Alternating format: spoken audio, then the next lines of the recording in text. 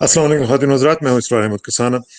आज आपको पता है कि गिलगित बल्तिस्तान के इलेक्शंस हुए हैं और उसमें पीटीआई ने भारी कामयाबी हासिल की है। और वो किस तरह हुई है, क्या-क्या हुआ है, we are live on the ground actually. और हम चलेंगे गिलगित बल्तिस्तान और बात करेंगे हमारे दोस्त जनाब हनीफ मुकद्दम साहब के साथ। पॉलिटिकल वर्कर हैं, पीटीआई के साथ इनका ताल्लुक है और इनकी बेगम जो है वो भी पहले वजीर रह चुकी हुई हैं, तो इसलिए ये सियासी खानदान है। जरा इनसे पूछते हैं कि वहाँ पे क्या सूरत हाल है। हनीफ साहब अस्सलाम वालेकुम जी। जी, थैंक यू वेरी मच। वालेकुम अस्सलाम sir, how are you? Good good अल्हम्दुलिल्लाह। हनीफ साहब जरा बताएं कि कैसा रहा रिजल्ट। पहले तो रिजल्ट बताएं ना कि कैसे कितनी नशिस्तें आपने ये जीती हैं, किस तरीके से ये सारा सिलसिला हुआ है और लोगों का क्या रिएक्शन है सो फार। बिस्मिल्लाहिर्रहमानिर्रहीम। इनफैक्ट मैं आपको थोड़ा-सा आपके नाज़रीन के लिए गिलगित-बल्तिस्तान के हवाले से थोड़ा-सा शॉर्ट ब्रीफ बताऊँ, ताकि जो नाज़रीन प्लीज प्लीज। गिलगित-बल्तिस्तान को नहीं जानते हैं, उनके बारे में थोड़ा-सा आइडिया हो जाएगा। जी गिलगित-बल्तिस्तान गो अहेड। पाकिस्तान के शुमाल में bordering with China and central Asia. Apart from that side that is Afghanistan and towards the right side that is the India. उसमें सियाचिन और ये वाला एरिया महल वकू है। गिलगित बल्तिस्तान का जो टोटल एरिया है वो 28,000 मुरब्बा मील पे मुश्तमिल है और यहाँ की जो टोटल वो 16 लाख के करीब यहाँ की आबादी है। इंतज़ामी स्ट्रक्चर के हवाले से अगर आप बात करें तो गिलगित बल्तिस्तान जो है वो 3 बेसिक डिवीजन्स पर मुश्तमिल है। उसमें गिलगित डिवीजन है, उसमें 4 अज़ला हैं, बल्तिस्तान डिवीजन है, उसमें 4 अज़ला हैं और द्यामुर अस्तोर डिवीजन इसमें 2 अज़ला हैं। तो ये तो एडमिनिस्ट्रेटिव सेटअप है। गिलगित बल्तिस्तान पिछले 70 साला जो जब से आज़ादी ली यकम नवंबर 1947 में यहाँ हमारे आबा व अजदाद में डोगरा राज को यहाँ से मार भगाया और अपने बाजू की ताकत से without getting support from external world यहाँ डोगरा राज को भगाया। उस वक्त के जो ब्रिगेडियर गंसारा सिंह थे उनको अरेस्ट किया गिलगित स्काउट्स में जो यहाँ के सपूत थे उन्होंने, और गिलगित बल्तिस्तान को डोगरा से आज़ादी हासिल की और गैर मशरूत तौर पर कायद-ए-आज़म मोहम्मद अली जनाब को खत लिखा, यहाँ से नुमाइंदा भेजा और पाकिस्तान में शमूलियत अख्तियार की। उसके बाद तब से लेकर आज तक गिलगित बल्तिस्तान बेसिक जो फंडामेंटल जो कॉन्स्टिट्यूशन राइट से रहा है। यहाँ पे यहाँ के लोग अपने आप को 100% पाकिस्तानी समझते हैं और इस्लाम और पाकिस्तान की बुनियाद पर खुद आज़ादी लेकर लिबरेशन लेकर पाकिस्तान में शामिल हो गए। लेकिन बदकिस्मती से दुनिया का ये वाहिद खित्ता है जहाँ पे लोग कहते हैं कि हम पाकिस्तान के साथ शामिल होना चाहते हैं या कहीं से इल्हाक करना चाहते हैं। अगले वाले कहते हैं नहीं नहीं सब्र करो, थोड़ा सब्र करो। अगले वाले आपको अपना बनाने से कासिर है। ये दुनिया में वाहिद यूनिक जगह है। तो फिर भी शुक्र सही अल्हम्दुलिल्लाह बात यहाँ के लोग पाकिस्तान से बहुत है। हाँ, ये कुछ गड़बड़ हुई है कनेक्शन में। गिलगित बल्तिस्तान में लगता है कनेक्शन जो है वो थोड़ा सा गड़बड़ कर रहा है। हम कोशिश करेंगे कि दोबारा राब्ता हो हनीफ साहब के साथ और देखते हैं कि उनकी जो कनेक्टिविटी है, ये इसलिए हम कहते हैं कि सी पैक का जो है ना ये फौरी तौर पे बनना बहुत ज़रूरी है, क्योंकि सी पैक के ज़रिए कनेक्टिविटी का जो इशू है वो हम इंशाल्लाह सॉल्व कर देंगे। जिस तरह वो कह रहे थे ना कि हम चाहते हैं कि पाकिस्तान के साथ हम मिलें, लेकिन हमें हमसे कोई मिलने वाले कोई तैयार ही नहीं है। तो इंशाल्लाह हम इसका कोशिश करेंगे कि एक तो यह है कि कनेक्टिविटी के मामलात जो हैं वो ठीक हों, और कनेक्टिविटी के साथ साथ अब गिलगित बल्तिस्तान के जो लोग हैं ये मेन स्ट्रीम में अब आने के काबिल हो जाएंगे इंशाल्लाह। और आहिस्ता आहिस्ता हम देखेंगे कि वो वही जो समरात हैं जो पाकिस्तान के एक शहरी के तौर पर हमें सबको हासिल हैं, वो अब गिलगित बल्तिस्तान के लोगों को भी उसी तरह मुयसर होंगे इंशाल्लाह। और आहिस्ता आहिस्ता हम देखेंगे कि ये जो खिता है ये बहुत ज़्यादा तरक्की करने वाला है इंशाल्लाह। मुझे यकीन है कि विद इन 5 ईयर्स, ज़्यादा दूर की भी बात नहीं, विद इन 5 ईयर्स आप देखिएगा कि गिलगित बल्तिस्तान का जो इलाका है वो कितनी जल्दी फ्लरिश करेगा इंशाल्लाह। کیونکہ اس میں بہت زیادہ پروجیکٹس لگنے والے ہیں. یہ gateway to CPEC ہے, اور گیٹ وے کا مطلب یہ ہے کہ وہاں سے سی پیک نے جو شروع ہونا ہے تو ظاہر ہے کہ اس کے ساتھ ساتھ یہ انڈسٹریل زونز بنیں گے, ٹریڈنگ زونز بنیں گے, بہت سارے کام ہوں گے. تو یہ معاملات جو ہیں یہ انشاءاللہ ہم دیکھیں گے, ان میں بہت جلدی ترقی ہوگی اور بہت جلدی ہم اس کے معاملات جو ہیں وہ حل ہوتا ہوئے دیکھیں گے. اور یہ جو ہمارے ہمسایہ ملک میں بڑے بڑے پلانز بن رہے ہیں نعوذ باللہ پاکستان کو ڈسٹیبلائز کرنے کے, اور بہت زیادہ نیفیریس ڈیزائن جن کو کہتے ہیں, تو ان کا بھی سدباب جو ہے وہ وہاں سے ہو سکے گا. تو میں کوشش کر رہا ہوں کہ ان کا کوئی رابطہ ہو سکے ہمارے ساتھ دوبارہ, کیونکہ ظاہر ہے وہاں پہ کنیکٹیوٹی کے ایشوز تو ہیں, اور یہ جو ہمارا نیٹ کا ایشو ہے وہ کافی زیادہ ہے وہاں پہ, اور اوپر سے ابھی چونکہ برف باری بھی وہاں پہ ہوئی ہے تو وہاں پہ ہو سکتا ہے کہ معاملات جو ہیں وہ گڑبڑ ہو رہے ہوں.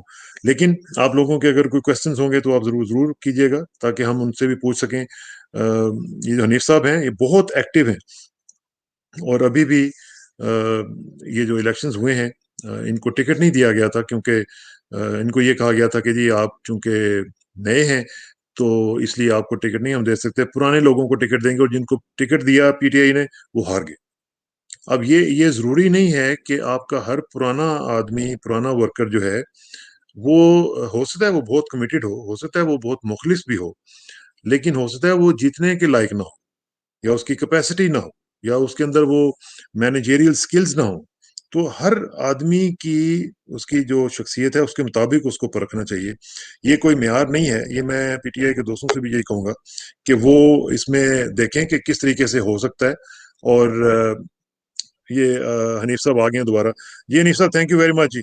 یہ کچھ کنیکٹیوٹی کا ایشو چل رہا ہے میرا خیال ہے گلگت بلتستان میں, تو کوئی بات نہیں. میں یہی کہہ رہا تھا اپنے ناظرین کو, یہی کہہ رہا تھا کہ انشاءاللہ جلدی ٹھیک ہو جائے گا سارا کچھ. انفیکٹ وہ ماؤنٹینس ایریا ہے یہاں پہ, جو ہماری سگنلز کا ایشو ہے, 4G سروس بڑی یہاں پہ سلو ہے, ویک ہے, تو اس ہاں وجہ سے میں آپ کے ناظرین سے کوئی بات نہیں, کوئی بات نہیں. ہم سمجھتے ہیں ان ساری چیزوں کو سمجھتے ہیں, اور میں ناظرین کو یہ کہہ رہا تھا کہ ود ان 5 ایئرز آپ دیکھیے گا کہ جو جی بی کا علاقہ ہے یہ اسلام آباد سے بھی زیادہ آگے نکل جائے گا انشاءاللہ. انشاءاللہ. میں آپ کے پہلے سوال کی طرف واپس جاؤں گا.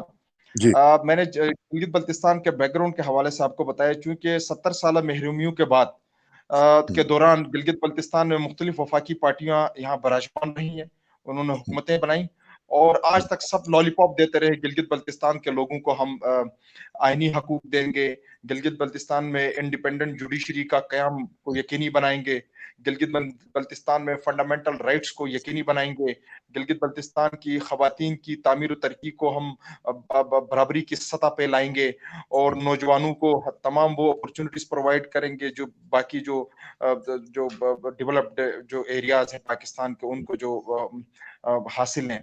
لیکن بدقسمتی سے یہ نہیں ہوتا رہا. آلدو میں یہاں پہ کنجوسی نہیں کروں گا کہ باقی جو پارٹیز کے مقابلے میں پیپلز پارٹی نے اس علاقے کے ساتھ احسانات کیے ہیں, پیپلز پارٹی نے اس علاقے کے ساتھ اچھائیاں کی ہیں.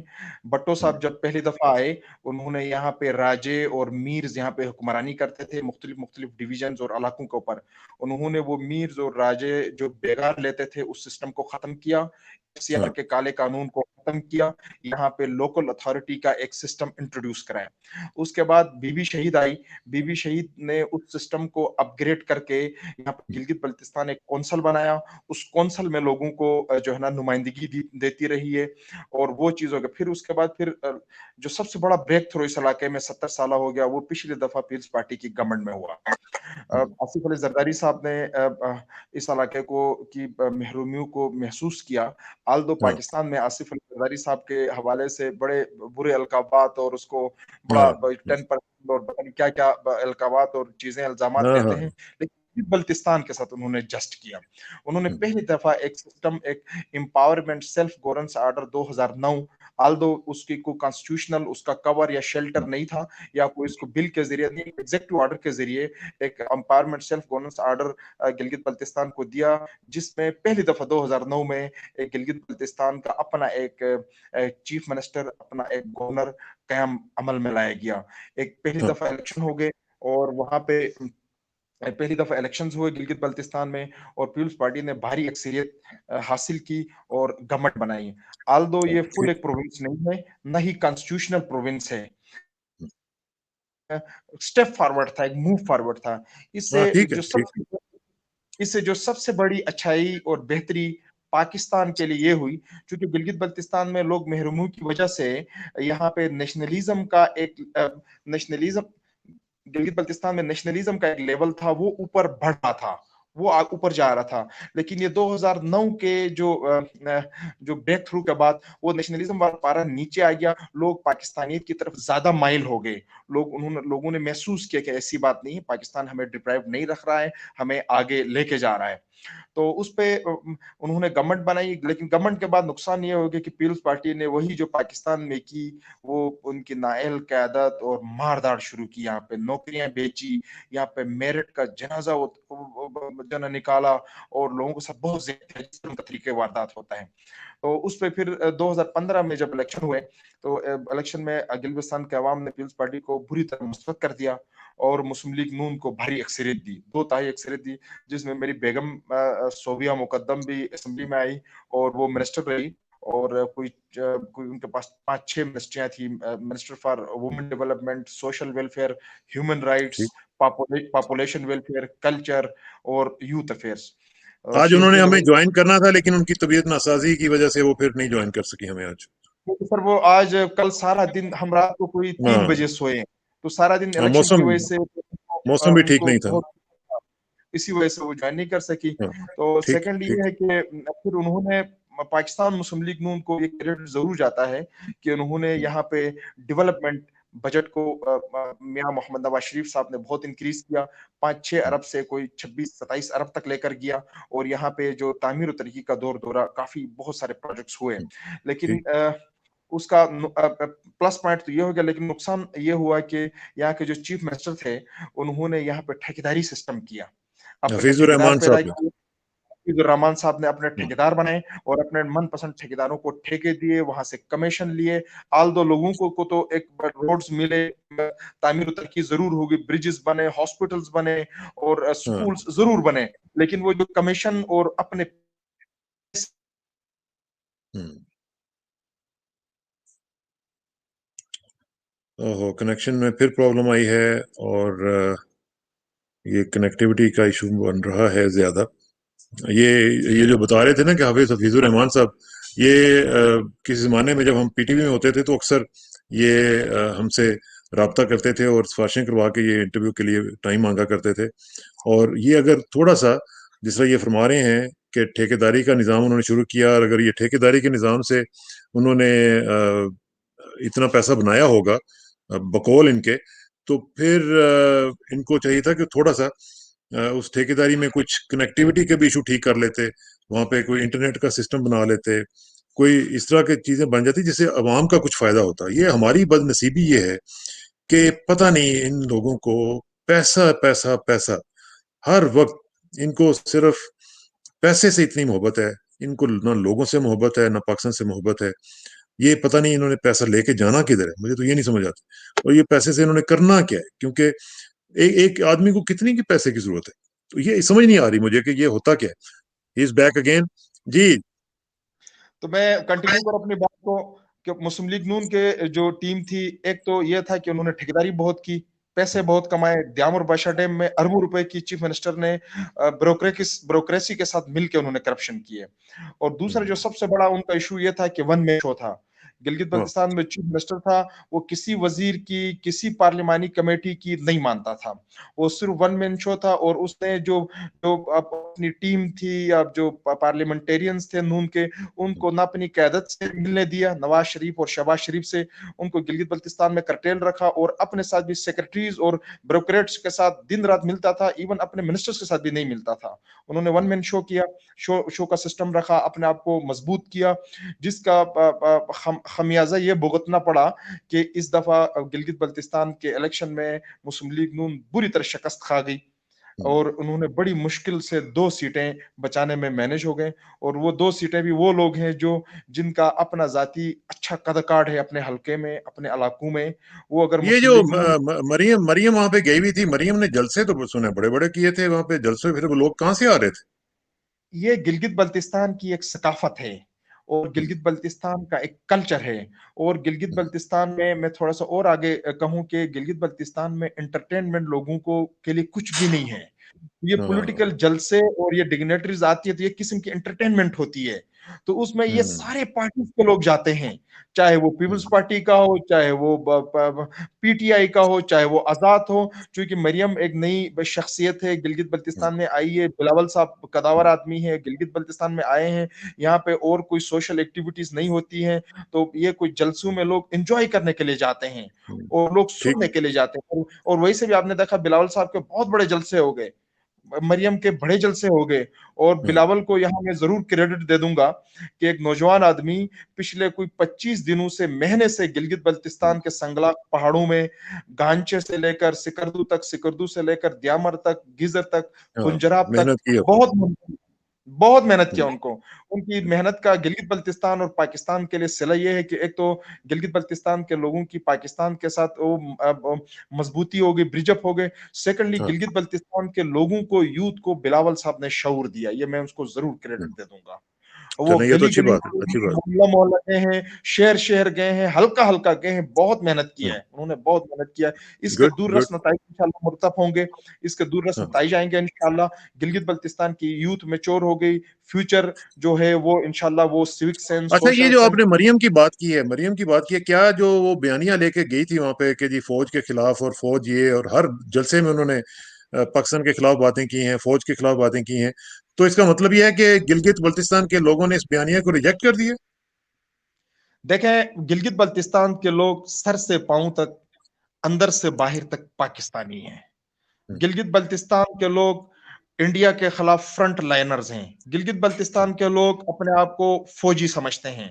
یہاں گلگت بلتستان کے آپ جس وادی میں جائیں، جس علاقے میں جائیں، جہاں قبرستان میں جائیں، جس قبرستان میں جائیں، آپ کو سب سے زیادہ شہداء کی تعداد پاکستان کے جھنڈے قبروں پہ لہراتے ہوئے نظر آئیں گے.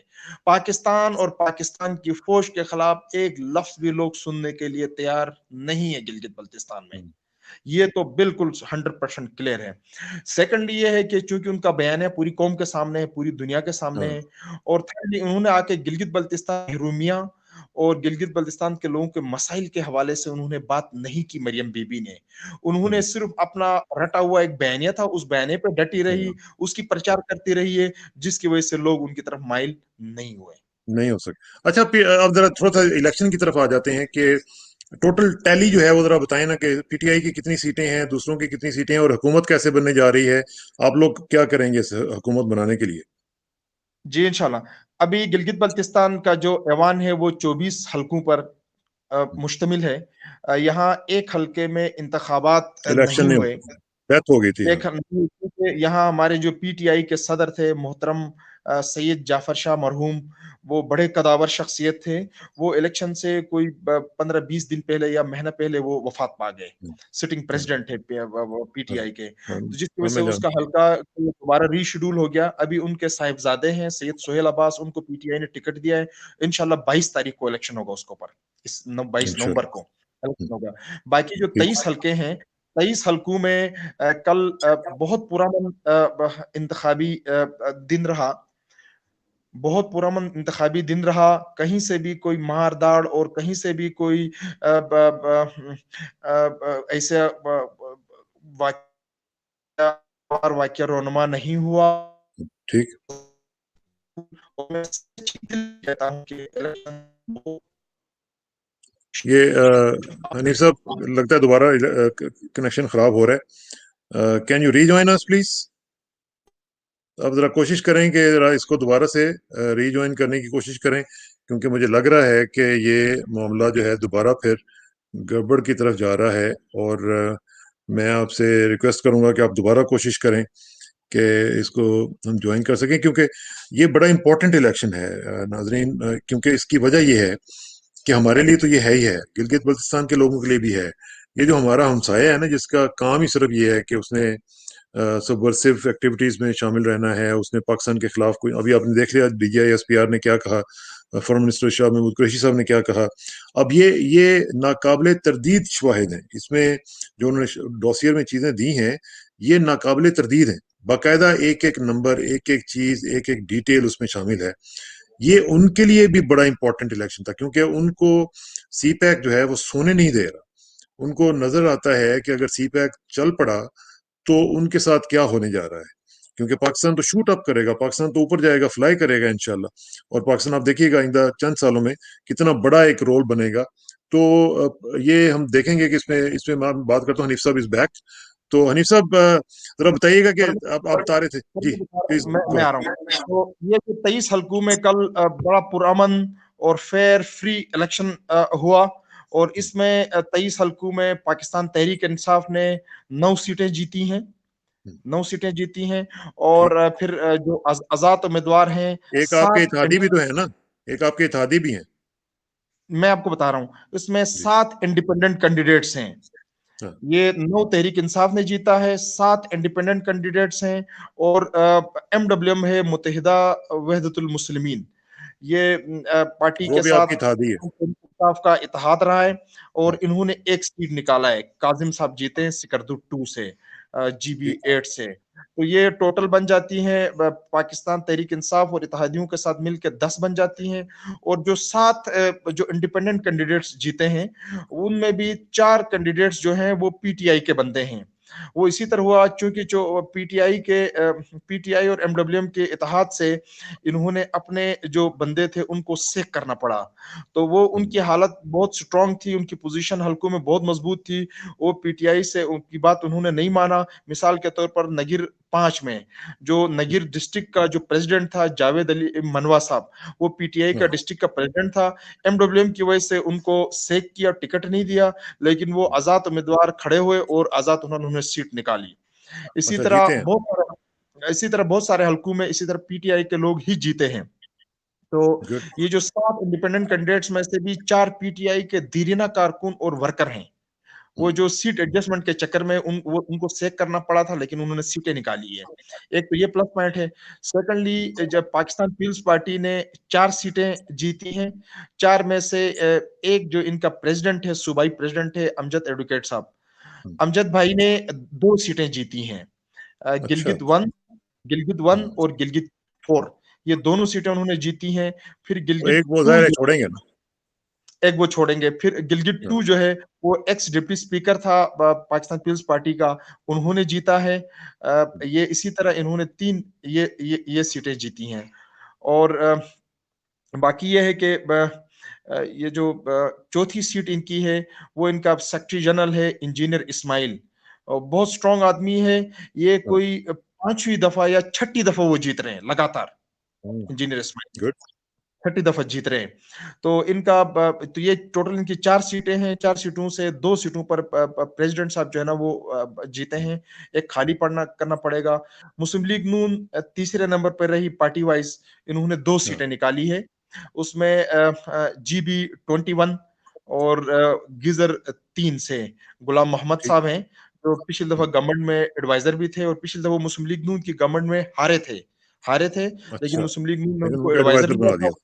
एडवाइजर बनाया था, एडवाइजर फॉर फूड था। और एडवाइजर जब फूड बना तो उन्होंने वो इलाका बहुत दूर दराज इलाका है, वो ये ब्रोगल वैली और ये पामीर वाली साइड पे अफगानिस्तान और सेंट्रल एशिया के साथ लगता है। तो वो जगह में गंदुम, ठीक। वो ठंडा इलाका है, हाई बहुत ऊपर वाला इलाका है, गंदुम नहीं होती है ठीक वहाँ है। सब्सिडी के थ्रू में, चूंकि ये एडवाइजर फूड बना कि लोगों को गंदम प्रोवाइड किया, उस वजह से इस बंदे को की गुड। जीत यकीनी आवाज अच्छा, आप हुई जरा है। मुझे ये बताएं कि गवर्नमेंट तो मुझे लगता है कि बहुत इजीली बन जाएगी, क्योंकि आजाद उम्मीदवार अगर साबिक PTI से हैं तो फिर तो वो बहुत आराम से PTI को दोबारा ज्वाइन करेंगे, और PTI के लिए हुकूमत बनाने में क्या आपको कोई प्रॉब्लम तो नहीं नजर आ रही? नहीं, बिल्कुल भी नहीं जी, वन वे है, क्लियर है। हम्म, जो है ना फिडल में गवर्नमेंट है, और जो आजाद उम्मीदवार अगर जो हैं तो भी उनको भी लाजमी बात है अपने हल्के के अवाम और अपने लोगों का मफादात और तामीर और तरक्की हाँ अजीज ठीक। होती है। चीफ और चीफ गिलगित, चीफ मिनिस्टरशिप के लिए कौन ज्यादा पॉपुलर है? देखें चीफ मिनिस्टर के लिए 2-4 पॉपुलर लोग थे, वो सारे हार गए। एक तो पहले से सैयद जाफर शाह था, वो अल्लाह मियाँ के पास चले गए, प्यारे हो गए अल्लाह को। वो बड़े मजबूत आदमी थे और बड़े गिलगित बल्तिस्तान में कदावर शख्सियत थे, पार्टी का प्रेसिडेंट था। उसके बाद दूसरे नंबर पर पार्टी के सेक्रेटरी जनरल थे फतेहुल्लाह साहब, वो हार गए, शिकस्त खा गए। फिर तीसरे नंबर पे वो कहे जा रहे थे जो मुस्लिम लीग नून का स्पीकर था, जो इन्होंने छोड़ के पीटीआई में आए थे, उनके बारे में गुफ्तगू चल रही थी। उनको भी एक आज़ाद उम्मीदवार ने शिकस्त दे दिया। इसी तरह फिर ठीक। चौथे नंबर पे जो जिसको गुलाम मोहम्मद मुस्लिम लीग नून के बंदे ने शिकस्त दिया है, ये पिछली दफा पिछली असेंबली में मुस्लिम लीग नून की जब गवर्नमेंट थी, पीटीआई के अकलौते मेंबर थे राजा अच्छा। जहांजेब। ये पीटीआई की वाहिद पूरी गिलगित बल्तिस्तान में एक सीट जीता था, वो ये राजा जहांजेब थे। तो इसको भी उस लाइन पे लोग खड़ा करते थे कहीं चीफ मिनिस्टर की कैंडिडेचर के लिए। तो he has also lost the elections. तो अभी ये है कि जो पीटीआई के जो लोग जीते हैं वो तकरीबन यंग लोग हैं। मिसाल के तौर पर गिजर से एक जीता है मेरा दोस्त भी है, क्लास फेलो भी, he is around, he must be 37 38 और 36। नजीर एडवोकेट है, यंग आदमी है, पहली दफा अच्छा असेंबली में आ अच्छा। रहा है। मैं तो समझता हूँ कि यंग लोगों को आगे आगे आना चाहिए, बिल्कुल जी आना चाहिए। एग्जैक्टली। वो फिर इस तरह है कि अस्तोर से दो बड़े यंगस्टर्स मेरी एज के 36 37 38 के खालिद हाँ, खुर्शीद है। वो पढ़ा लिखा आदमी है और वो गुड, बारह है इंग्लैंड से। Young very nice. मेरा क्लास फेलो है, हमने एफएससी इकट्ठे किए हैं, इज अ यंग मैन। और इसी तरह दूसरे हलके से शम्स लोन है, वो भी यंग आदमी है। और इसी तरह सिकरदू से राजा जकरिया साहब है, वो भी पहली दफा असेंबली में आ रहे हैं पीटीआई से। अमजद जैदी साहब ठीक, हैं खरमंग से, चलें, वो ये तो भी अच्छा है। पहली दफा असेंबली में। अच्छा, जरा आखिर तो में मुझे यंग ये लोग। बताएं कि इलेक्शन में और इलेक्शन के बाद आप क्या समझते हैं, तीन अगर मैं आपसे पूछूं कि मोस्ट इंपॉर्टेंट इश्यूज जो थे वो क्या थे और आइंदा क्या रहेंगे, और अगर नया चीफ मिनिस्टर जब आता है तो उसके लिए सबसे बड़े तीन चैलेंजेस क्या होंगे? सबसे बड़ा चैलेंज ये है, गिलगित बल्तिस्तान में आईनी हुकूक का इशू है। प्राइम मिनिस्टर इमरान खान ने यकूम नवंबर जो लिबरेशन डे था, यकूम नवंबर 2020, वो हाँ, गिलगित तशरीफ लाए और यहाँ पे अवाम को पैगाम दिया, ऐलान किया कि पाकिस्तान तहरीक इंसाफ की वफाकी हुकूमत अदारों के साथ मिलकर, अदारों के साथ एक पेज पे है, गिलगित बल्तिस्तान को अबूरी आईनी सूबा बना रही है। और मैं आज ऐलान करता हूँ, provisional constitutional province Gilgit Baltistan, ये गिलगिस्तान के लोगों का ठीक, दरीना मसला है। इस उम्मीद के साथ, इस एतमाद के साथ लोगों ने पाकिस्तान तहरीक इंसाफ का साथ दिया है कि वो गिलगित बल्तिस्तान को अबूरी आईनी सूबा बनाए। और ये अबूरी आईनी सूबा बनाने में, गिलगित बल्तिस्तान को बनाने में कश्मीर काज को कोई फर्क नहीं पड़ रहा। और जो बयानिया ठीक है है। पाकिस्तान का, स्टेट का बयानिया है और कश्मीर इशू है, उसकी जो यूएन की रिजोल्यूशन के अंदर रहते हुए, till the solution, till the plebiscite of Kashmir issue, हक राय दहिंदगी जो इंटरनेशनल कम्युनिटी ने यूएन रेजोल्यूशन में कमिटमेंट किए, उस तक गिलगित बल्तिस्तान को अबूरी आईनी सूबा बनाकर गिलगित बल्तिस्तान के लोगों को सेनेट, कौमी असेंबली और जितने भी रियासती जो बड़े अदारे हैं, एनएफसी अवार्ड है, अरसा है, वहां पे हाँ, नुमाइंदगी मिलेगी। तो ये गिलगिस्तान की कौम के लिए, एक तो गिलगिस्तान के लिए एक बहुत कॉन्स्टिट्यूशनल बड़ा ब्रेक कॉन्स्टिट्यूशनल राइट्स हो है। गए, नंबर टू। एक तो ये, दूसरी चीज ये है कि चूंकि सी पैक गिलगित बल्तिस्तान से गुजर रहा है, गिलगित बल्तिस्तान सी पैक का गेट है और गिलगित बल्तिस्तान के लोगों के लिए, यहाँ के इलाके के लिए अभी तक सी पैक के लिए, सी पैक के हवाले से कोई समरात नहीं मिले हैं, कोई प्रोजेक्ट हाँ, शुरू नहीं हुआ है। या लोगों को लॉलीपॉप दिया गया है, लोगों के साथ झूठ बोला गया है, पिछली हुकूमतों ने फ्रॉड किया लोगों के साथ। अगर गिलगित बल्तिस्तान ना होता तो सी पैक कहां से होता? यहाँ के हाँ, महरूम लोगों के लिए कोई उनकी सुनवाई नहीं हुई है।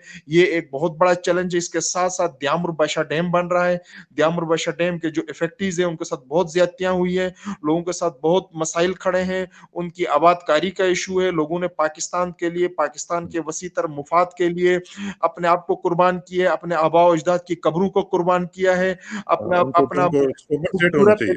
माजी था, अपने अपने खूबसूरत माजी था, उनको कुर्बान किया है, अपने घर बार, अपने हाँ हाँ, इलाके को अपने माँ बाप की कब्रें हैं जी वहां पे उनकी। ठीक है, उसको कुर्बान किया। उन लोगों को कंपनसेट करना, उनकी आबादकारी और उनको मुतमिन करना, ये बड़ा इशू है। Absolutely, तीसरा ठीक। बड़ा इशू है, गिलगित बल्तिस्तान में खवातीन आज तक डिप्राइव रही हैं।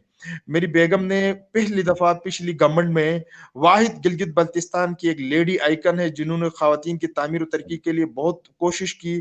میاں محمد نواز شریف صاحب یہاں آئے, پریزیڈنٹ ممنون حسین یہاں آئے, ان کو کہا گلگت بلتستان میں خواتین کے لیے انڈیپینڈنٹ یونیورسٹی چاہیے, جس کا ایک کیمپس کا اعلان بھی ہوا تھا, لیکن ابھی تک تاحال وہ جو ہے نا وہ فنکشنل نہیں ہو سکا, وہ اناؤنس اور اس کی ڈیولپمنٹ نہیں ہو یعنی سکی. تعلیم کے حوالے سے بھی پروجیکٹس جو ہیں وہ لگنے چاہیے وہاں پہ, یہ بالکل تعلیم کے صحیح. حوالے سے بھی یہاں بہت ایشو تھے. دیامر جس خطے سے ہم نمائندگی کرتے ہیں, گلگت بلتستان کا سب سے پسماندہ خطہ ہے اور ڈپرائیوڈ رہا ہے, اور وہاں پہ لٹریسی ریٹ بہت کم ہے.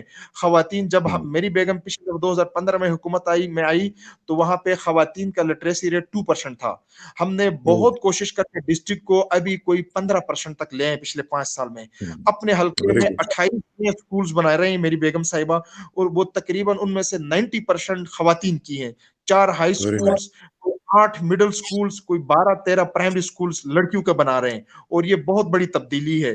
اس کے بعد دیامر جیسے علاقے میں کوئی خاتون باہر نہیں نکل سکتی, گھر میں, مارکیٹ میں, کہیں بھی آپ کو نظر نہیں آئے گی. صوبیہ مقدم گھر گھر گئی ہیں, ہم نے ان کو سپورٹ کیا, فیملی نے سپورٹ کیا, میری ٹیم نے سپورٹ کی, اور ان کو ہم نے ہر جگہ لے کر کے ایک نیا انہوں نے لوگوں کو ایک ایونیو دیا, اور لوگوں نے یہ محسوس کیا, وہاں کے بڑوں نے, مختلف پارٹی کے ذمہ داروں نے, کہ جب صوبیہ مقدم ایک باعزت طریقے سے الیکشن لڑ سکتی ہیں, الیکشن میں آ سکتی ہیں, سیاست کر سکتی ہیں, تو دوسری بھی خواتین کر سکتی ہیں. انہوں نے لیڈ لیا. تو خواتین کی تعمیر و ترقی, اور گلگت بلتستان میں یہاں پہ ہاسپٹلز کا, صحت کا شعبہ بری طرح متاثر ہے. تو یہ کٹا ہوا علاقہ ہے, بہت سارے چیلنجز ہیں, صحت کے چیلنجز ہیں, خواتین و تعمیر و ترقی کے چیلنجز ہیں, نوجوانوں کے لیے, یوتھ کے لیے آگے بڑھنے کے لیے, ایجوکیشن کے لیے. چلیں, یہ تو بڑا اچھا ہو گیا, آپ سے بات ہوئی ہے, اور یہ میں سمجھتا ہوں کہ یہ حنیف صاحب, یہ آپ لوگوں کا کنٹریبیوشن ہے, اور اس کو امید ہے کہ آپ کنٹینیو کریں گے, اور نئی جو گورنمنٹ آئے گی امید ہے کہ وہ آپ کے تمام مسائل کو سنیں گی اور ان کو حل کرنے کی کوشش کرے گی. میں کوشش کروں گا کہ ہم ود ان اے ڈے اور 2 جیسے یہ ڈیولپمنٹس ہوتی ہیں اور گورنمنٹ سازی کا جو موقع آئے گا اس میں بھی میں آپ سے رابطہ رکھوں گا, اور کوشش کریں گے کہ باقی لوگوں کو بھی ہم لیں, اور آپ کی بیگم صاحبہ سے بھی کوشش کریں گے کہ ان سے بھی بات کریں, اور باقی سارے لوگوں سے بات کر کے ہم کوشش کریں گے کہ اپنے لوگوں کو بتائیں کہ گلگت کے کیا ایشوز ہیں, اس علاقے کے لوگ کیا سوچتے ہیں, اور ان کو ہم نے کیسے ہیلپ کرنا ہے, کیسے ان کو گائیڈ کرنا ہے. بہت بہت شکریہ آپ کے ٹائم کا, انشاءاللہ آپ سے رابطہ رہے گا. Thank you very much for your time جی, and good luck. Thank you very much. Thank you. Pleasure Thank talking you. to you. Thank you. Thank you, sir. Thank you جی, السلام علیکم.